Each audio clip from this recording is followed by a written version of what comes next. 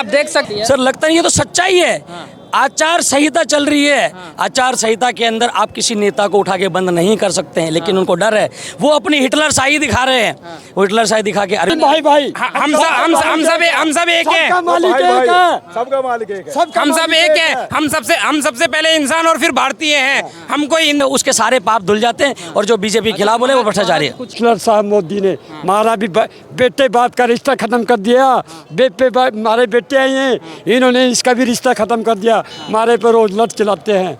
युद्ध होगा, ये गांव के अंदर नहीं घुसेंगे नेता। और ये गोदी मीडिया, इसके कैमरे तोड़े जाएंगे। गोदी मीडिया जो मोदी करते हैं, ये बिकाऊ मीडिया। मोदी मीडिया इसको कह रहे हैं, उसका कवरेज मिला है आप लोग? कवरेज एक भी नहीं मिला यहाँ पे, एक भी नहीं। उनके कैमरे तोड़े जाते, यहाँ से भाग गए, डरते भाग रहे। गोदी मीडिया नजर नहीं आया यहाँ पे, एक भी मीडिया नजर नहीं आया। सिर्फ ये सोशल मीडिया की मेहरबानी है जो देश को बेचारा सोशल मीडिया बेचारा देश।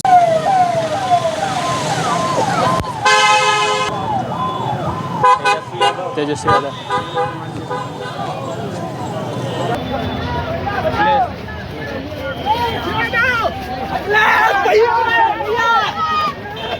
अखिलेश जी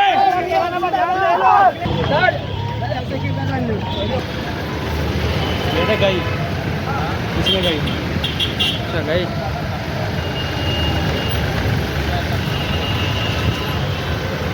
इस वक्त मैं दिल्ली के रामलीला मैदान के पास मौजूद हूं और जैसा कि आपको बता दूं कि आज इंडिया अलायंस में जितनी भी पार्टियां हैं उनकी ओर से एक महारैली का आयोजन किया गया था, जहां पे केजरीवाल की गिरफ्तारी समेत तमाम और भी जितने मुद्दे हैं, जिस तरीके से विपक्षी पार्टियों के ऊपर तमाम एजेंसियों का जो रेड है, जो जाँच बैठाई जा रही है, बेरोज़गारी, महंगाई, किसान आंदोलन, इस तरीके के तमाम मुद्दे को लेकर के सत्ताधारी पार्टी के खिलाफ जो आवाज़ है वो बुलंद करने का काम यहाँ पर किया गया। और एक मंच पर सारे तमाम पार्टी के जो भी बड़े नेता हैं वो यहाँ मौजूद है। अभी भी कार्यक्रम चल रहा है। हमारे पीछे आप देख सकते हैं यहाँ पे बड़े बड़े जो भी पोस्टर हैं, जो भी कटआउट हैं वो लगे हुए हैं राहुल गांधी के, कांग्रेस के जो अध्यक्ष हैं मल्लिकार्जुन खड़गे के। और यहाँ पे बड़ी संख्या में जो केजरीवाल के समर्थक हैं, जो कांग्रेस के समर्थक हैं, और भी जितनी भी पार्टियां हैं, जो भी तमाम 16 पार्टियां हैं, उसके समर्थक यहाँ पे नज़र आ रहे हैं, जो कि अब धीरे धीरे वापसी की ओर, घर की ओर जा रहे हैं। कुछ लोग अगर हमसे मिलते हैं, उनसे बातचीत करते हैं, पूछते हैं कि क्या यहाँ पे किस तरीके से संदेश देने का जो काम है वो किया गया है, किस तरीके से जेल के ताले टूटेंगे। आप देख सकते हैं यहाँ पे बड़ी संख्या में आम आदमी पार्टी के जो समर्थक हैं वो यहाँ पर चल रहे हैं। और देश में जो संविधान खतरे में है, लोकतंत्र खतरे में, इसको लेकर आज यहाँ पे आवाज़ बुलंद किया गया।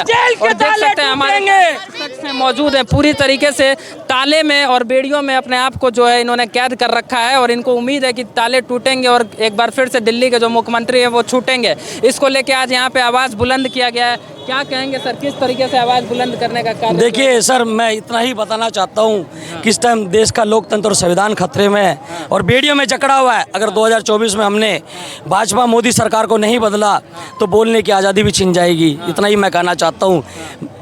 ये देश का लोकतंत्र जकड़ा हुआ है, देश का संविधान जकड़ा हुआ है। और जब देश का संविधान ही जकड़ लिया जाएगा, ताले में बंद कर दिया जाएगा, तो ये देश की जो 140 करोड़ जनता है, लगता है कि जिस तरीके से जो भी सरकार के खिलाफ आवाज़ उठाने का कोशिश करता है, चाहे वो आम नागरिक हो या किसी पार्टी का बड़ा नेता, उसके ऊपर जांच बैठा दी जाती है। सर, लगता नहीं, ये तो सच्चाई है।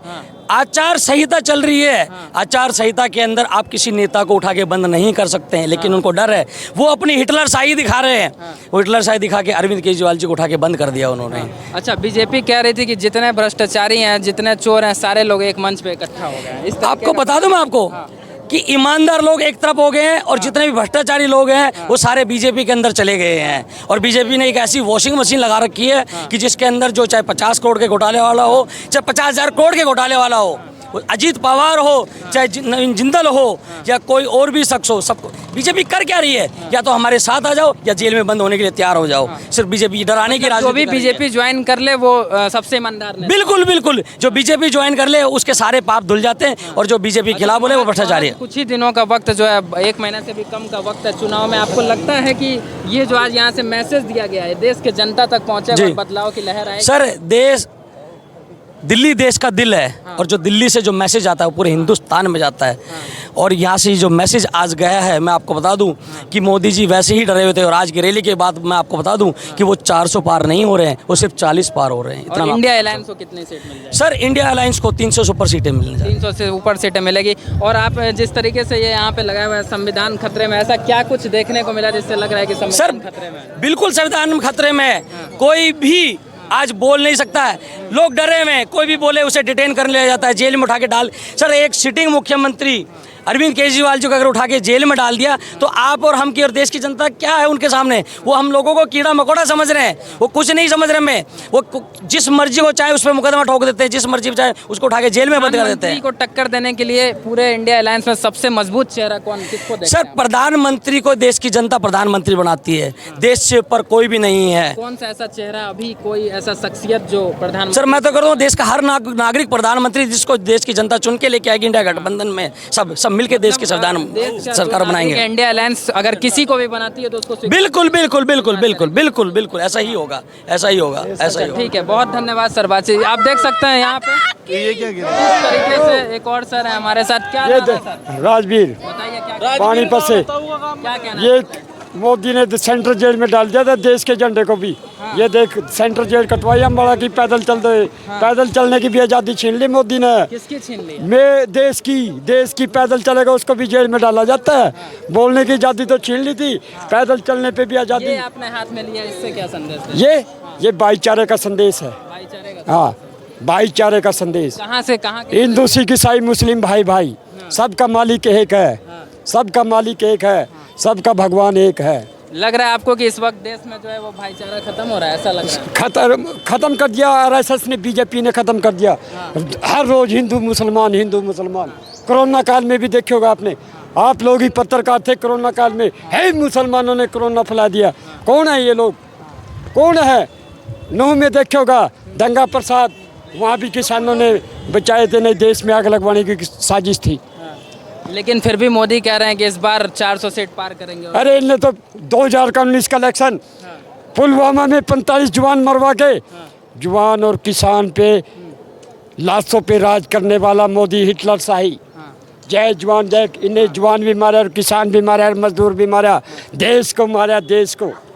हाँ, अच्छा, एक और मेरा भाई है यहाँ जवान पे, और भाई किसान इधर आ आमने जाओ, सामने इधर आ कर रखा है। मेरा जवान और किसान आमने सामने रोड टक्कर बचती है, लठ मारते हैं। किसने कर रखा? हिटलर साहब मोदी ने मारा भी। बेटे बाप का रिश्ता खत्म कर दिया। मारे बेटे आए हैं, इन्होंने इसका भी रिश्ता खत्म कर दिया। मारे पर रोज लठ चलाते हैं और हम लठ खाते हैं।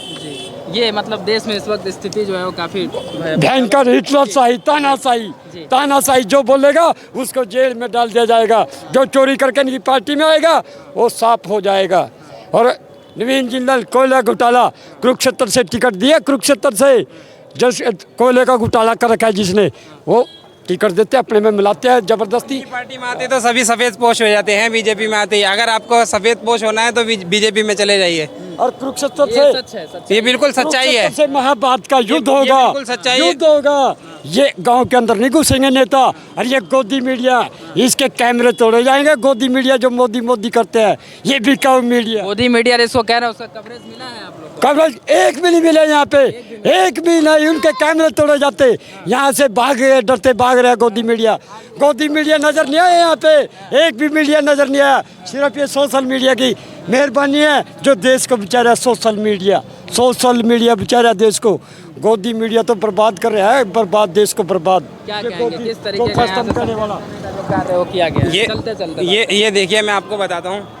बीजेपी सरकार ने सिर्फ हिंदू मुस्लिम की राजनीति करी है। आज ये देखिए, मेरे भाई हिंदू, मैं मुसलमान, हम एक साथ खड़े हैं इंडिया गठबंधन के नाम पर। यही हमारी सबसे बड़ी जीत है। हम सब एक हैं और एक होकर इंडिया गठबंधन को जिताएंगे और बीजेपी को हराएंगे।